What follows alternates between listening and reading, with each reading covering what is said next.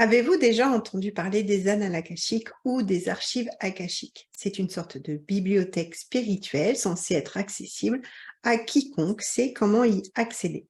Il contient toutes les connaissances et informations sur chaque âme. Si vous souhaitez en savoir plus sur les archives akashiques et sur la manière d'y accéder, vous êtes au bon endroit.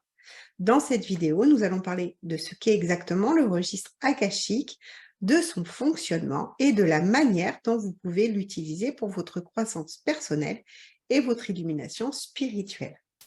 On se retrouve juste après la musique.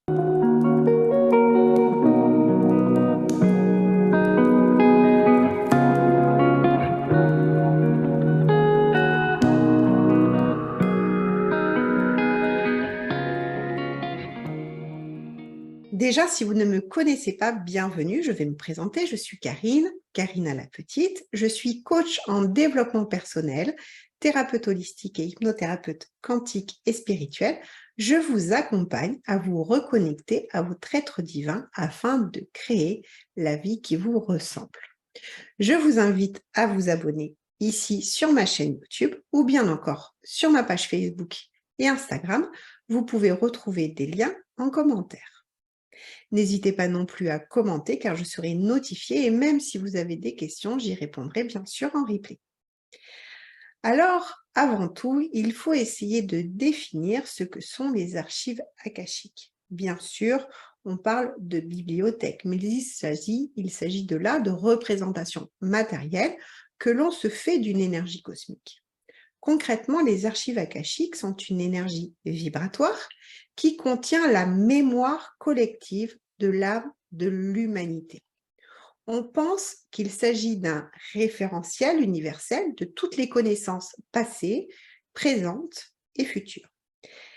Les archives akashiques sont une empreinte énergétique de toute pensée, action, émotion, expérience qui ont eu lieu dans le temps et l'espace. Les archives peuvent aussi être comprises comme l'empreinte de toutes les expériences, de toute vie, dans toutes les réalités. Les connaissances contenues dans les annales akashiques sont imprimées sur une substance subtile appelée akasha qui représente l'énergie d'amour et qui imprègne, qui écrit tout dans l'univers. Il faut donc également maintenant définir ce qu'est l'akasha. L'akasha nous vient du terme sanskrit akasha, qui signifie substance primaire. Aka désigne l'espace, un lieu de stockage ou entrepôt. Sha signifie ciel caché ou secret. Une traduction simple de l'akasha pourrait être un espace ou un lieu de stockage invisible. Alors, certains pensent que l'akasha représente le vide de l'espace ou le vide entre les choses du monde physique.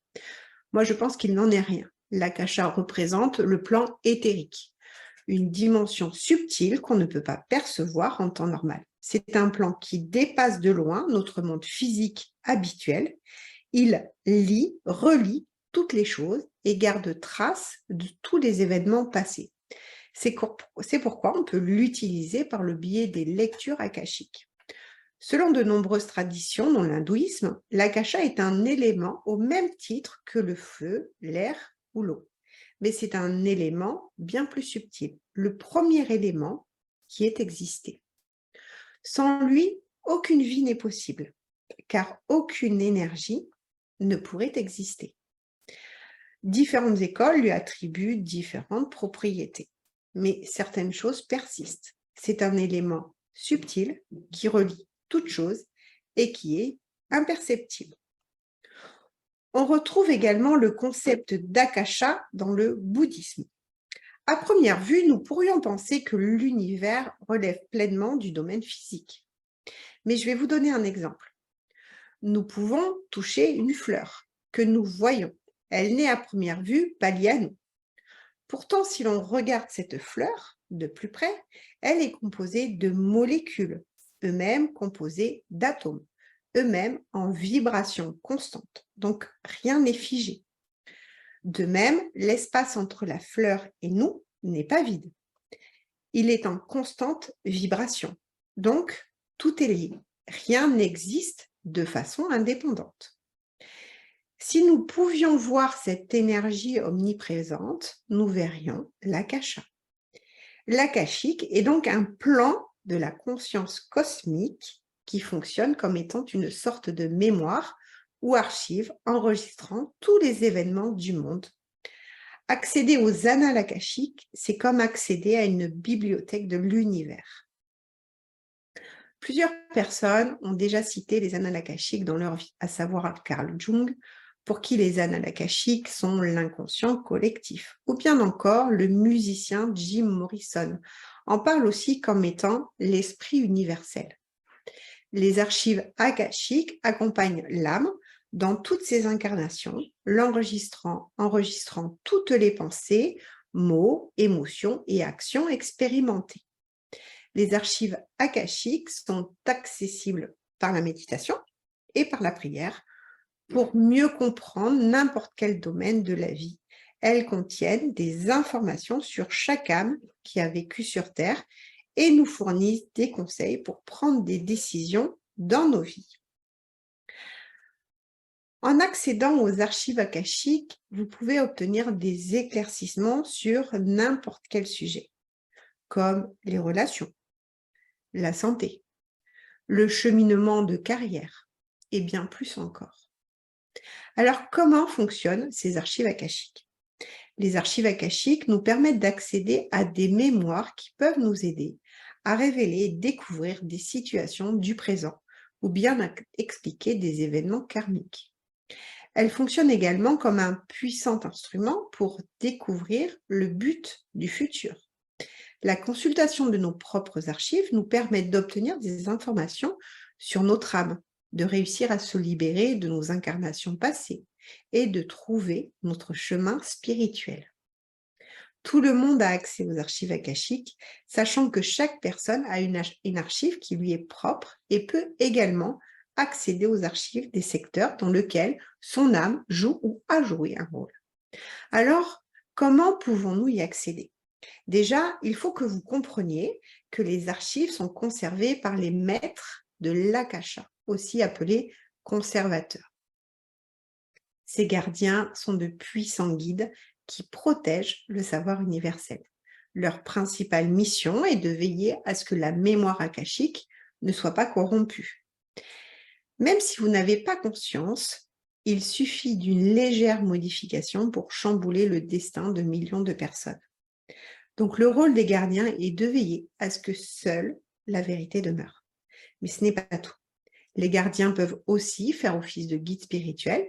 Ils peuvent faire le lien entre le savoir universel de l'akasha et la compréhension humaine. Les gardiens sont neutres. Ils ont à cœur de ne pas influer sur le déroulement des événements. De même, ils ne poussent personne à emprunter une voie plutôt qu'une autre. Ils sont silencieux, omniprésents. Ils observent en silence les va-et-vient des âmes humaines au sein de l'akasha. Lors d'une lecture akashique, ils font le lien entre les savoirs des annales akashiques et les humains. Ce sont également eux qui veillent à ce que l'ordonnancement cosmique soit respecté. C'est pourquoi, parfois, alors que vous pensez qu'il est nécessaire pour vous d'avoir accès à telle ou telle vie, cela vous sera refusé.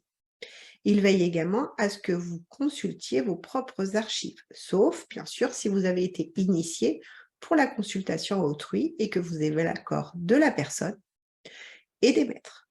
Nous pouvons accéder aux archives akashiques par l'intuition, par la méditation, par la prière, ou bien encore par des flashs de clairvoyance, mais aussi par l'hypnose quantique. En ce qui me concerne, j'utilise les 4 techniques selon mon état vibratoire du moment. Parfois, cela vient seulement par des flashs de clairvoyance et parfois, j'ai besoin d'une méditation d'ancrage puis d'une prière particulière. Avec une initiation et de l'entraînement, vous pouvez accéder seul aux archives ou bien alors faire appel à un consultant en lecture akashique qui, avec votre accord et celui des gardiens, vous fera une lecture de vos archives ou bien encore tenter de vivre une expérience d'hypnose quantique régressive. Alors, si vous ne savez pas ce que c'est, si cela vous intéresse, vous pouvez retrouver une vidéo sur ce sujet sur ma page YouTube, je vous mets le lien ici. Cela vous expliquera comment en faire une hypnose quantique. Avec la lecture des annales akashiques, on peut apprendre davantage sur notre présent, des relations actuelles, notre santé et tout autre sujet. Avec la lecture de toutes les pensées, émotions, actions, expériences passées dans le temps et l'espace, il est donc possible de connaître plus sur nous-mêmes afin d'avoir une plus grande responsabilisation de notre vie, de notre chemin. Alors, récemment, j'ai une cliente qui m'a demandé si c'était la même chose que l'hypnose quantique. Alors, d'une certaine manière, oui, mais pas tout à fait, pas exactement. Comme vous le savez, je suis hypnothérapeute quantique, je vous l'ai dit en début de vidéo, et pour faire simple, je vous amène durant une séance à vous reconnecter à une ou plusieurs de vos extensions de vie. Le but est multiple, cela pour vous reconnecter à une de vos capacités, pour couper des liens toxiques, faire un pardon karmique, que sais-je. En tout cas, durant cette expérience, ce voyage, nous sommes accompagnés par votre conscience supérieure, qui est une partie de votre être divin. Durant ce voyage, vous expérimentez, vous observez la vie d'une de vos extensions, ce que nous appelons communément vie antérieure. Et vous ressentez, et en effet, cette vie est archivée, répertoriée dans les archives akashiques. Ainsi, lorsque vous êtes en hypnose, c'est votre inconscient qui rentre en contact avec votre supraconscience afin de vous faire une lecture des archives akashiques en état modifié de conscience. C'est également dans les archives akashiques que votre conscience supérieure nous donne l'information du futur que vous pouvez espérer compte tenu du présent que vous êtes en train de vivre et des expériences passées que vous avez vécues. Donc lorsque vous consultez en conscience, c'est-à-dire sans état d'hypnose, le chemin est différent, mais vous ouvrez de la même manière les archives et vous consultez une vie d'extension qui doit vous être utile. Là, les émotions sont différentes, mais si comme moi, vous êtes clairaudiente, clairvoyante et clairsentiente, l'expérience est tout aussi riche que sous hypnose. Elle est plus rapide également, puisque une séance d'hypnose quantique dure en moyenne de 3h30 à 4h. Vous passez en général 2h à 2h30 en état modifié de conscience, alors qu'une séance de lecture dure en moyenne 1h30 maximum. En fait, la différence est surtout votre capacité à la consultation. Mais en effet, l'information qui vous est transmise est stockée au même endroit, c'est-à-dire dans les archives akashiques, dans l'akasha. Alors, pourquoi consulter ces archives? Ces archives, et ce, peu importe la méthode que vous utiliserez. Les archives akashiques possèdent une triple nature. Elles renferment le passé, avec tous nos talents, nos expériences, nos désirs, nos tendances positives, mais également négatives. Dans le présent, elles nous offrent l'occasion d'apprendre des leçons nécessaires au développement de notre âme et d'accomplir ce que nous sommes censés réaliser dans cette incarnation. Cependant, nous demeurons libres d'accepter, de croître ou au contraire de régresser. Elles abordent aussi la possibilité du futur. Celle-ci se base sur les données passées, nos choix présents et la manière dont nous mettons en application ce que nous savons. Il existe différentes sortes d'archives akashiques, comme je vous l'ai expliqué. Chaque âme humaine a ses propres archives akashiques uniques, mais également les âmes des groupes, des événements, des organisations, et les lieux ont également une archive qui leur est propre. Lorsqu'il m'est arrivé de faire des nettoyages de maison, je me connectais aux gardiens des lieux, bien sûr, mais je demandais également l'autorisation des maîtres de l'akasha pour consulter les archives spécifiques du lieu, et c'est ce qui me donnait une meilleure lisibilité pour détacher les entités ou les âmes errantes s'y trouvant encore. Comme je vous l'ai expliqué au cours de mes précédentes interventions, au commencement de votre vie, vous étiez une énergie cosmo-éthérique qui décida consciemment de ramener dans cette expérience d'incarnation tellurique des blessures, des mémoires traumatiques, des blocages, des défis, pour les transformer, les guérir et offrir cette guérison à votre vie d'avant, votre lignée, l'humanité, la source de tous les possibles. Nous vivons tous avec plein de morceaux manquants, mais parfois nous avons besoin de les retrouver pour avancer, pour être pleinement nous-mêmes, pour accéder à notre plein potentiel de réalisation. Votre âme a aussi ramené des talents, des bonheurs et bien sûr des miracles. Et le premier, je vous le rappelle, c'est votre naissance. Ainsi, vous pouvez pour vouloir cheminer grâce aux questions que vous allez poser au cours de votre exploration et qui vont vous servir de repères. Les guides, maîtres et enseignants des archives akashiques vont vous amener à connaître ce que vous avez l'autorisation de connaître et de changer. Les informations elles-mêmes sur les détails de vie passée que vous pourrez rencontrer, finalement ont peu d'importance au regard des émotions qu'elles vous aident à libérer. Il est donc conseillé de ne pas vous identifier à ces parties de vous que vous allez rencontrer, mais plutôt de les laisser partir. Enfin, et pour finir, sachez que les archives akashiques ne comportent aucun mensonge, aucune interprétation. Le mental ne peut absolument pas vous faire interpréter ce que vous voyez, puisque ce ne sont pas uniquement vos sens physiques qui vous permettent de comprendre ce qui vous entoure, mais également vos sens psychiques.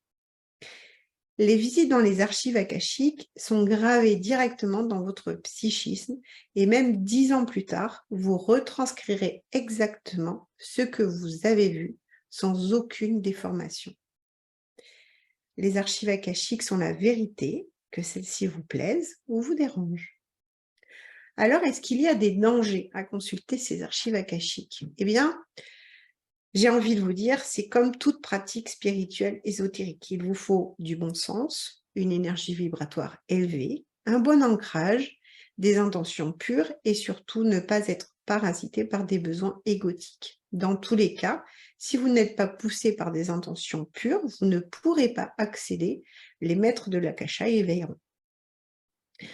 Il y a une définition des archives akashiques que j'aime particulièrement. Elle nous est transmise par Pierre-André Riffard, qui est un philosophe français et spécialiste de l'ésotérisme. Voici ce qu'il dit des archives akashiques. Il s'agit d'un espace symbolique des terres situé macroscopiquement dans l'empyrée, c'est-à-dire les hautes sphères, et microscopiquement dans le ventricule gauche du cœur, l'espace où s'inscrivent toutes les paroles, actions, pensées de l'homme, tous les êtres et événements du monde. Ainsi, vous l'aurez simplement compris, la première porte pour accéder aux archives akashiques se fait par le cœur, par la voix du cœur, qui est lui-même relié à la source première. Voilà, cette vidéo est maintenant terminée. Je vous remercie pour votre attention et votre présence. Si vous avez des questions, n'hésitez pas à me les poser en commentaire de cette vidéo. J'y répondrai bien évidemment avec grand plaisir ou à m'envoyer simplement un mail à l'adresse contact@etome.com. N'hésitez pas à vous abonner si ce n'est pas déjà fait pour plus de conseils et plus d'informations à l'éveil de conscience.